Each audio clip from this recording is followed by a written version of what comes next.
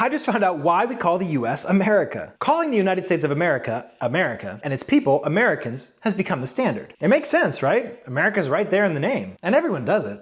Well, actually, not really. America is not just the United States of America. It's a whole continent, or two continents, depending on whom you ask. But by the time the barbecues were coming out for the very first Independence Day in 1776, the name America had been enshrined into the Declaration of Independence. But this created an issue. If the new country was called the United States of America, then what were its people called? At that point, American meant as much Canadians, Mexicans, Brazilians, and Bolivians as it did the inhabitants of the 13 colonies. George Washington himself was very aware of this problem. He rarely called his new country the United States of America. Instead, he would call it the United States or the Union.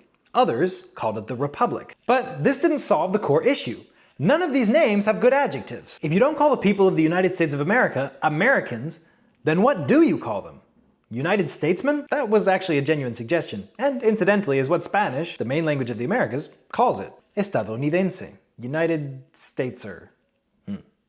Doesn't have the same ring. A lot of people recognize the problem with having such a generic name for your country. Another suggestion was to change the name of the country altogether. The most popular alternative to USA was Columbia. That's where DC, the District of Columbia, gets its name from. That would make the people of the US Colombians. But the name United States of America was too entrenched. There are a lot of factors that help solidify the shorthand America. Expansionism was a big one, but it started as a linguistic problem. Is America one continent or two? The answer might surprise you. Check out the channel for that video next.